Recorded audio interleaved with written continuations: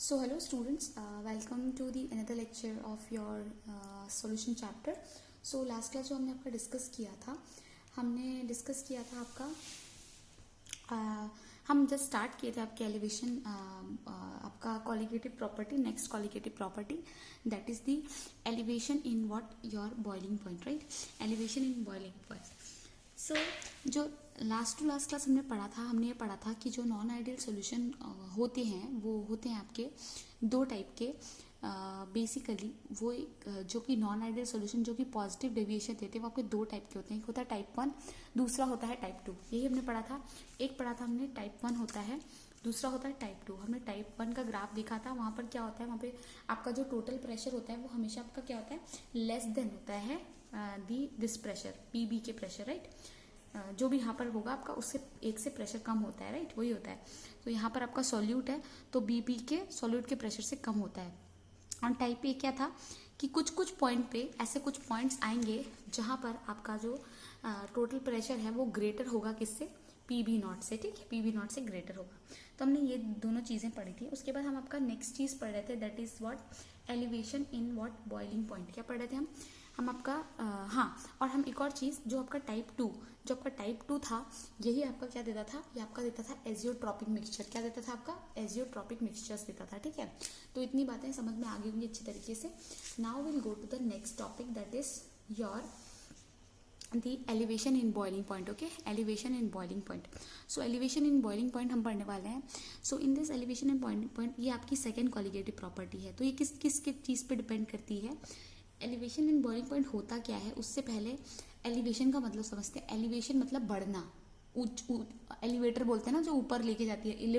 Lift को, जो room में लिफ्ट होती है उसको हम घर बिल्डिंग्स में लिफ्ट होती है उसको एलिवेटर बोलते हैं. क्यों एलिवेटर बोलते हैं, क्योंकि वो आपको एलिवेट करके ऊपर लेके जाता है, राइट?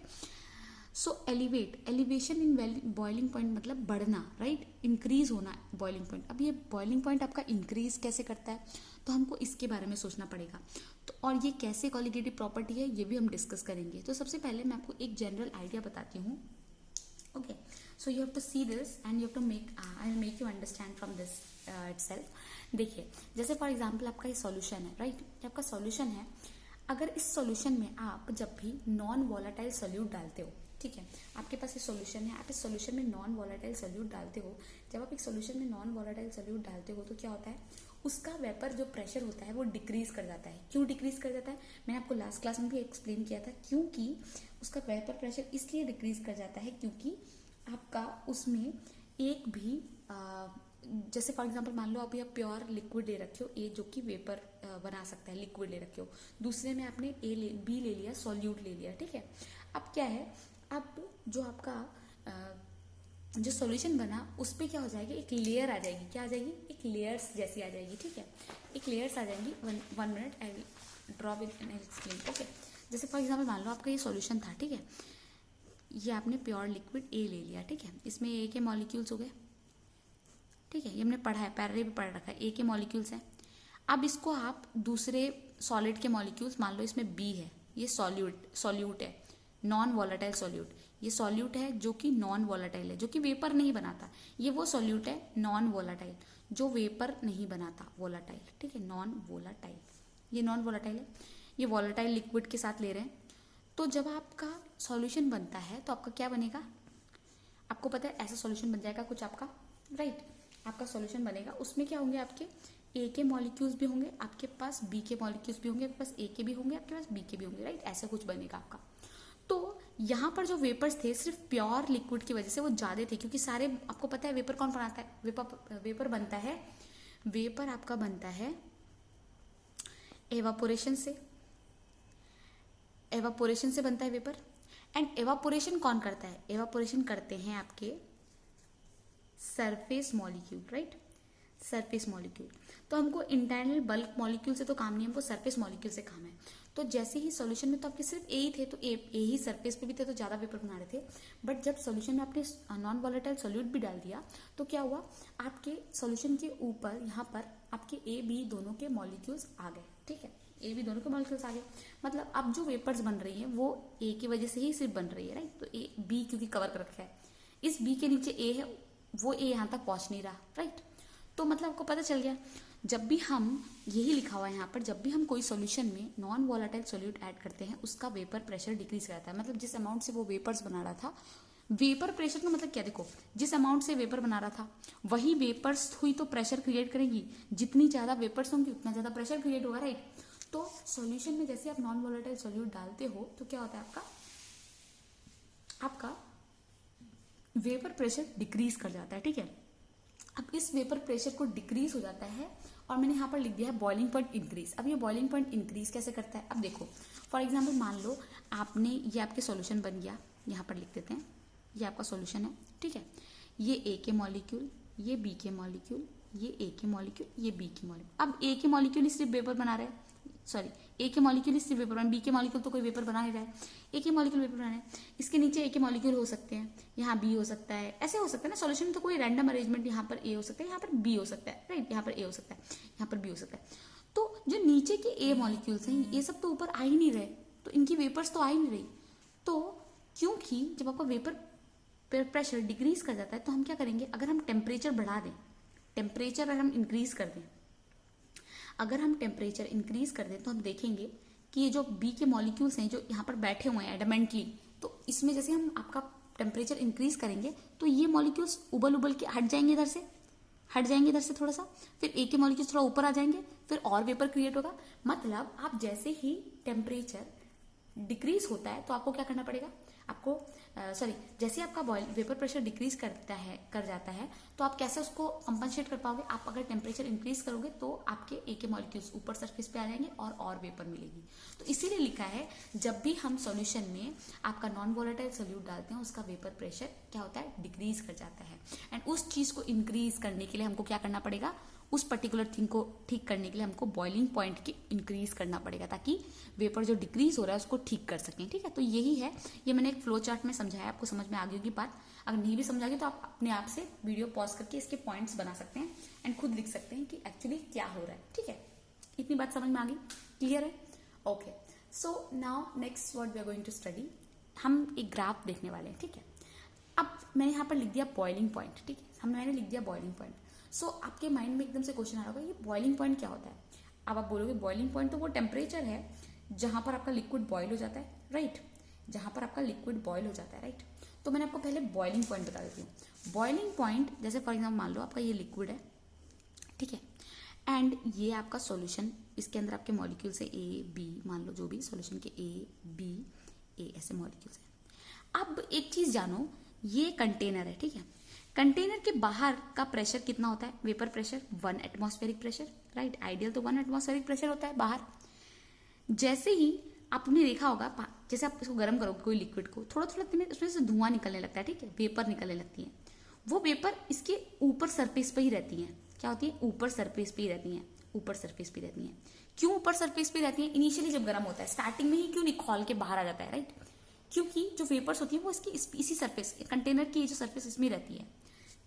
क्यों रहती है, क्योंकि जो बाहर का एटमॉस्फेरिक प्रेशर है, जो बाहर एटमॉस्फेरिक प्रेशर है, जो बाहर है एटमॉस्फेरिक, वो इसको प्रेस कर रहा है बाहर, ये वेपर्स को बाहर निकलने दे रहा है। मतलब जो ऊपर का एटमॉस्फेरिक प्रेशर इसको प्रेस कर रहा है इस डायरेक्शन में, ठीक है, इसको प्रेस कर रहा है। एक टाइम ऐसा आता है जब ये वेपर्स बहुत ज्यादा बन जाती हैं, बहुत ज्यादा, तो एक टाइम ऐसा आता है जब ये जो वेपर का जो प्रेशर है इक्वल हो जाता है एटमॉस्फेरिक प्रेशर से, ठीक है। वेपर प्रेशर का जो प्रेशर होता है वो इक्वल हो जाता है, बराबर हो जाता है किसके, एटमॉस्फेरिक प्रेशर से। तब जो हम देखते हैं ये पर्टिकुलर जो सॉल्यूशन है वो आपका क्या हो जाता है, बॉयल हो जाता है, क्या हो जाता है, बॉइलिंग हो जाता है उसका, ठीक है, बॉइलिंग हो जाता है। एंड उसके ऊपर उसके बाद क्या होगा, ये पॉइंट आने के बाद वेपर्स आपके बाहर निकल जाएंगे। तो एक ऐसा भी पॉइंट आएगा जबकि वेपर प्रेशर जो ग्रेटर हो जाएगा एटमॉस्फेरिक प्रेशर से, तब ये बहुत खोलने लगेगा, ठीक है। तो इनिशियली क्या होता है, ये आपका एटमॉस्फेरिक प्रेशर को सप्रेस करता है। कुछ टाइम के बाद क्या होता है, एक टाइम ऐसा था जब वेपर प्रेशर आपका इक्वल टू एटमॉस्फेरिक प्रेशर होता है, एंड इसी पॉइंट जब ये एटमॉस्फेरिक प्रेशर के इक्वल होता है या फिर उससे ग्रेटर हो जाता है, उसको हम क्या बोलते हैं, उसको हम बोलते हैं बॉइलिंग पॉइंट। समझ में आया, बॉइलिंग पॉइंट क्या होता है, समझ में आ गया अच्छे से, बॉइलिंग पॉइंट का डेफिनेशन क्या होता है। और आप बोल सकते हो ये पर्टिकुलर सॉल्यूशन बॉयल होने लगा। क्लियर, समझ में आई बात। So yes, so will first understand the definition of boiling point. Okay, आप बस इतना ही देखो, अभी नीचे का कुछ मत देखो। तो बॉइलिंग पॉइंट क्या होता है, it is the temperature at which the vapour of a solution मतलब जो सोल्यूशन का वेपर है is equals to the atmospheric pressure. Solution का जो वेपर है वो इक्वल हो जा रहा है किसके, वो इक्वल हो जा रहा है एटमॉस्फेरिक प्रेशर के इक्वल हो जा रहा है। क्लियर, इतनी बात समझ में आ गई अच्छी तरीके से? Okay, now will go to the next point. Okay, अब देखो हमारे पास एक ग्राफ है, ठीक है, हमारे पास एक ग्राफ है। इस ग्राफ के हिसाब से हमको कुछ चीज देखनी है।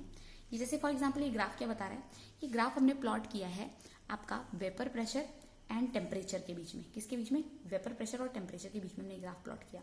यहाँ पर हमने वाई एक्सिस में वेपर प्रेशर लिया, एक्स एक्सिस में टेम्परेचर ले लिया, ठीक है। अब आपको मैं एक चीज बताऊं, तो आप देखो जो आपका प्योर सॉल्वेंट होता है, क्या होता है आपका जो प्योर सॉल्वेंट होता है, ठीक है, और आपके पास उसके बाद आप क्या करते हो, उस प्योर सॉल्वेंट में आप सॉल्यूट डाल देते हो, राइट। प्योर सॉल्वेंट है, सॉल्यूट मिलके तो सॉल्यूशन बनता है। तो सॉल्यूशन कैसे बन रहा है यहाँ पर, इस केस में सॉल्यूशन ऐसे बन रहा है जब हम उसमें जो सॉल्वेंट में हम आपका नॉन वोलेटाइल सॉल्यूट डाल दे रहे हैं तो वो आपका सॉल्यूशन बन जा रहा है, राइट। अब आपको पता है टेम्परेचर के साथ आपका वेपर प्रेशर क्या होता है, बेसिक कॉन्सेप्ट बताओ, बेसिक चीज मैंने आपको ये बताया था। जैसे जैसे आपका टेम्परेचर इंक्रीज करता है वैसे वैसे आपका मोर इवापोरेशन होगा। टेम्परेचर ज्यादा बढ़ाओगे तो ज्यादा पानी खोलेगा या ज्यादा लिक्विड खोलेगा, ज्यादा वेपर्स बनेंगे। ज्यादा वेपर्स होंगे तो ज्यादा वेपर प्रेशर होगा, राइट, क्लियर। तो टेम्परेचर के साथ अगर हम ऐसा ग्राफ बनाए तो टेम्परेचर के साथ जो है ये टेम्परेचर है, सॉरी ये वेपर प्रेशर है और ये आपका टेम्परेचर है, तो टेम्परेचर के साथ आपका प्योर सॉल्वेंट का वेपर प्रेशर बढ़ेगा। इवन आपका क्या होगा, सॉल्यूशन का भी वेपर प्रेशर बढ़ेगा, ठीक है। कैसे बढ़ेगा वो हम आपको बताते हैं। देखो अब इसको अच्छे से देखो। सबसे पहले जो मैं पॉइंट जो मैं लाइंस को बोलती रहूंगी उनको फर्स्ट देखना है। सबसे पहले हम एक चीज आपको बता दें, या फिर मैं आपको यहाँ पर ड्रॉ करके भी समझा सकती हूँ। 1 minute, let me draw. Okay, अब आप वो सब भूल जाओ, आप यहाँ पर देखो, बस ध्यान दो, फिर उसके बाद आपको वो डायग्राम भी समझ में आएगा। आपने एक ग्राफ प्लॉट किया, ठीक है, ये आपका ग्राफ है, ये आपका ग्राफ है। आपने यहाँ पर ले लिया वेपर प्रेशर और आपने यहाँ पर ले लिया टेम्परेचर, ठीक है, टेम्परेचर, और ये ले लिया आपने वेपर प्रेशर। ओके, क्लियर इतना? अब क्या कर रहे हो, आपको पता है कि जो सॉल्वेंट होता है उसका भी वेपर प्रेशर टेम्परेचर के साथ बढ़ता है। तो हम मान लेते हैं ये कोई लाइन है वेपर प्रेशर की, ये आपका सॉल्वेंट का है, किसका, प्योर सॉल्वेंट का वेपर प्रेशर का ग्राफ हो गया, ठीक है, वर्सेस टेम्परेचर। अब आप बताओ प्योर सॉल्वेंट है ना, सॉल्यूशन का वेपर प्रेशर प्योर सॉल्वेंट के वेपर प्रेशर से कम होगा, क्योंकि हमको पता है सॉल्यूशन कैसे बनता है। सॉल्यूशन में हम क्या करते हैं, नॉन वोलेटाइल जब सॉल्यूट डालते हैं, नॉन वोलेटाइल जब सॉल्यूट डालते हैं तो अब क्या होता है, आपका वेपर प्रेशर डिक्रीज हो जाता है। मतलब जो सॉल्यूशन की वेपर प्रेशर की लाइन होगी वो प्योर सॉल्वेंट से तो कम होगी, तो ये एक नीचे लाइन आ गई, क्लियर। तो ये क्या हो गया, ये आपका सॉल्यूशन का वेपर प्रेशर हो गया, और with addition of non volatile solute के साथ, ठीक है, नॉन वोलाटाइल सॉल्यूट के साथ इसका ये ग्राफ हो गया। इतनी बात समझ में आ गई, ठीक है, यहां तक आपका अच्छे से समझ में आ गया होगा, इतनी चीजें अच्छे से समझ में आ गई होगी, अभी अच्छे से दिख रहा है। ओके, नाउ हमको एक चीज पता है, अगर मान लो हमको ये पता है कि बॉइलिंग पॉइंट क्या होता है, बॉइलिंग पॉइंट आपका वो टेम्परेचर है जहां पर आपका वेपर प्रेशर लिक्विड का 1 एटमॉस्फेरिक प्रेशर से बराबर हो जाए। अब मान लो ये पर्टिकुलर जो लाइन है मैं बना रही हूं, ये लाइन, ठीक है, अगर अच्छे से नहीं दिख रहा है तो I will change the pen. Okay, ये जो लाइन है पर्टिकुलर, ये वाली, ये पिंक कलर की लाइन, ये मान लो ये जो टेम्परेचर है ये 1 एटमॉस्फेरिक प्रेशर है, क्या है, ये 1 एटमॉस्फेरिक प्रेशर है। तो ये जैसे मान लो आपका वेपर्स बनना शुरू हो गए, प्योर सॉल्वेंट के वेपर बन रहे हैं, टेम्परेचर बढ़ा रहे हो, टेम्परेचर बढ़ रहा है, वेपर बन रहे हैं, वेपर बन रहे हैं। इस पॉइंट पे, इस पर्टिकुलर पॉइंट पे क्या होगा, आपका जो वेपर प्रेशर है will equals to the atmospheric pressure, right. इस पर्टिकुलर पॉइंट पे आपका वेपर प्रेशर जो है प्योर सॉल्वेंट का will equals to the atmospheric pressure. And अगर आप इसको सीधा ड्रॉ कर लो तो ये बन जाएगा आपका क्या, ये बन जाएगा आपका बॉइलिंग पॉइंट। क्या बन जाएगा, boiling point of pure solvent. इसको हम लोग किससे डिनोट करेंगे, इसको हम लोग TB से डिनोट करेंगे, और ये प्योर सॉल्वेंट है इसलिए हम लोग उसको B0। एंड TB0 क्यों, इट इज द टेम्परेचर। देखो बेसिकली बॉइलिंग पॉइंट क्या है, एक तरह का टेम्परेचर ही है, और ये यहाँ पर टेम्परेचर के वर्सेस में ग्राफ लगा के रखा है, इसलिए इस TB को क्या बोलेंगे, it is the temperature at which the vapour pressure of pure solvent, vapour pressure of pure solvent will equals to the atmospheric pressure, right. And similar way ये सॉल्यूशन है, ये यहां पर जाकर इसको टच करेगा, तो इस पॉइंट पे सॉल्यूशन का vapour pressure will equals to 1 atmospheric pressure, hence ये भी डॉटेड लाइन। और ये जो पर्टिकुलर पॉइंट होगा, ये जो पर्टिकुलर पॉइंट होगा, ये होगा आपका T B naught. This T B क्या है आपका, ये है आपका वेपर, ये आपका क्या है, it is the temperature at which the vapour pressure of solution is become equal to 1 atmospheric pressure, और you can say atmospheric pressure. So ये टीबी किसके लिए है, ये सॉल्यूशन के लिए है, एंड टीबी नॉट क्या है, ये सॉल्यूट के लिए, किसके लिए, सॉल्यूट के लिए। अब बताओ टीबी एंड टीबी नॉट में से कौन सा बड़ा है आपका, ऑब्वियसली ये कम है, टेम्परेचर तो इंक्रीज कर रहा है ना सर, टीबी ज्यादा है, टीबी नॉट कम है। सो ये जो इतना पॉइंट हुआ एंड इन दोनों के बीच का जो डिफरेंस हुआ, ये जो डिफरेंस है इन दोनों के बीच का, ये जो लाइन, ये पॉइंट से ये पॉइंट के बीच में जो डिफरेंस है, this is called as delta T F, this called as delta, sorry TB, not T F, TB, T F तो फ्रीजिंग पॉइंट में होगा, टीबी। And this particular delta TB is called as what, this is called as your elevation in boiling point. यही तो elevation in boiling point, देखो ये pure solvent से इसका एलिवेट हो गया, बढ़ गया सॉल्यूशन का। So this delta T B is equals to T B minus T nought B. Clear, इतनी बात समझ में आ गई, ये इक्वेशन मिल गया हमको। और ये क्या है, ये बेसिकली ये फॉर्मूला है एलिवेशन ऑफ बॉइलिंग पॉइंट का, फॉर्मूला मिल गया। इतना आपको समझ में आ गई बात, अच्छे से समझ में आ गई इतनी बात, okay. So this is I think all clear. So that is what यहाँ पर भी ड्रॉ करके रखा है मैंने, अच्छे से समझाया है। वहां पे मैं आपको रफली इससे ड्रॉ किया क्योंकि यहाँ पर एक बार में सब कुछ ड्रॉ कर दिया है, तो आपको एक एक करके समझ में आ गया होगा।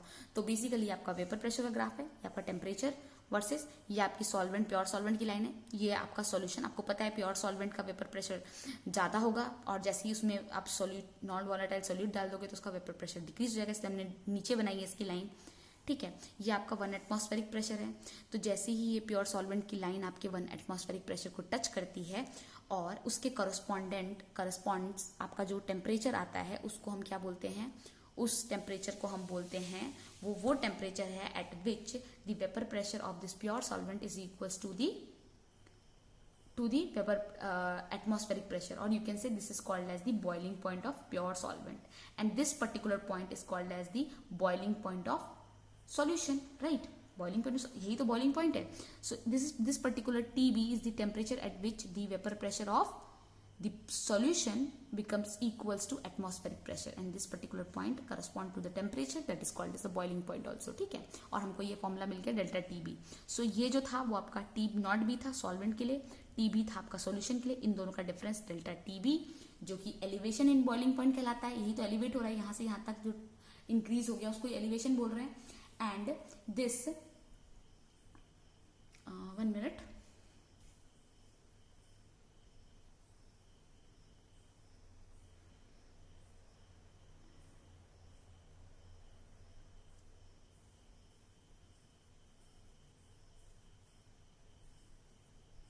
Okay.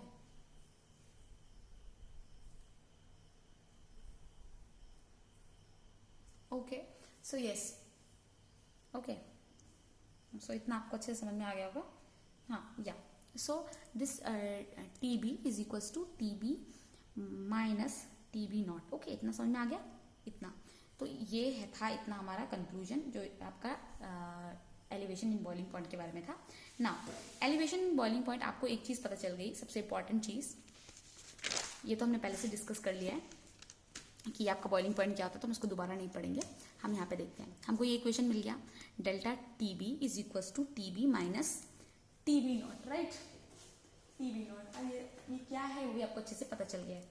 Now what we are going to do is, yes, आपको पता है ये बेसिकली टीबी क्या है. ये टीबी आपका है एलिवेशन इन बॉइलिंग पॉइंट. क्या है आपका एलिवेशन इन बॉइलिंग पॉइंट है. एंड टीबी क्या है, खाली टीबी क्या है, डेल्टा टीबी तो आपको पता चल गया है. ठीक है, देखो डेल्टा टीबी आपको पता चल गया. डेल्टा टीबी क्या है आपका elevation in boiling point. TB क्या है बॉइलिंग पॉइंट ऑफ सोल्यूशन.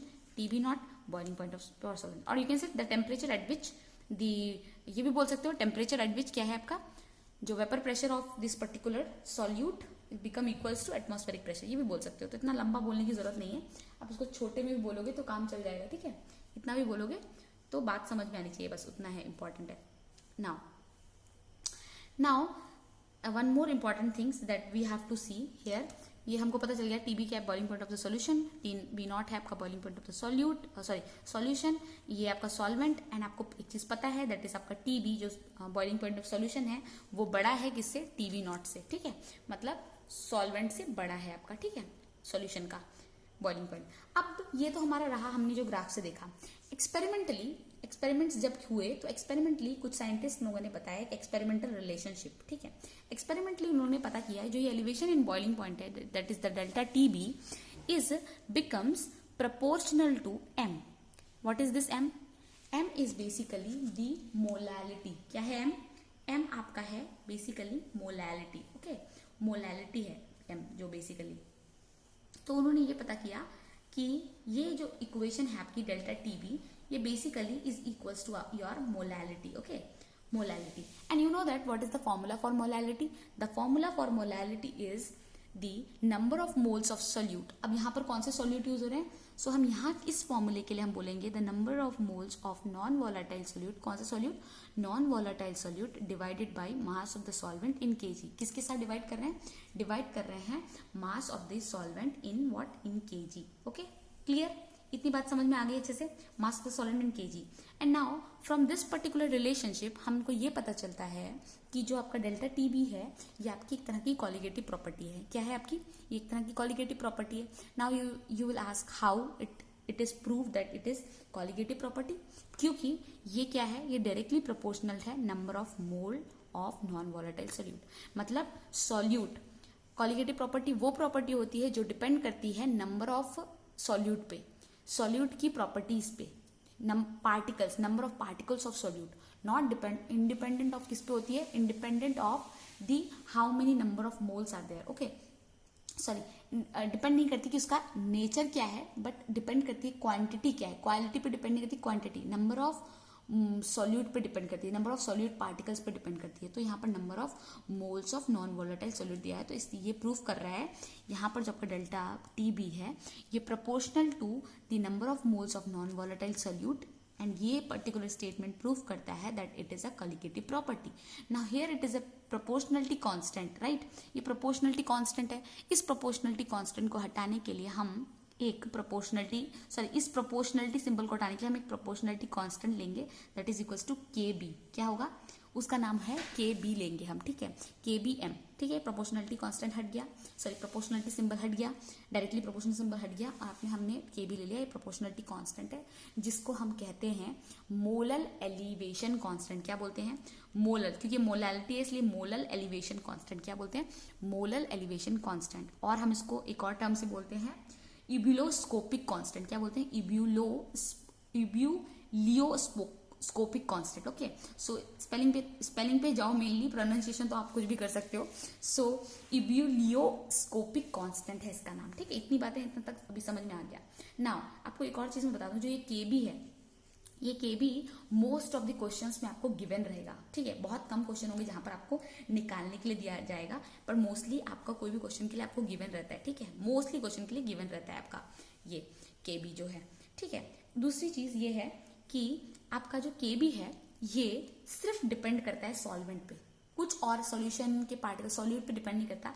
सिर्फ और सिर्फ आपका केबी जो डिपेंड करता है सॉल्वेंट पे, सॉल्वेंट का केबी है, ठीक है। So it completely depends on solvent only. इसका यूनिट क्या है? अगेन इसका यूनिट देखो, कैसे इसका यूनिट निकाल सकते हैं। आपको पता है सबसे सिंपल चीज आपको ये पता है, that is we are having the formula delta T B is equal to K B M. अब इसका कैसे हम लोग यूनिट निकाल सकते हैं? के बी का यूनिट निकालना है ना, तो K B is equal to delta T B divided by M. Delta T B temperature है, उसका स्टैंडर्ड यूनिट केल्विन होता है।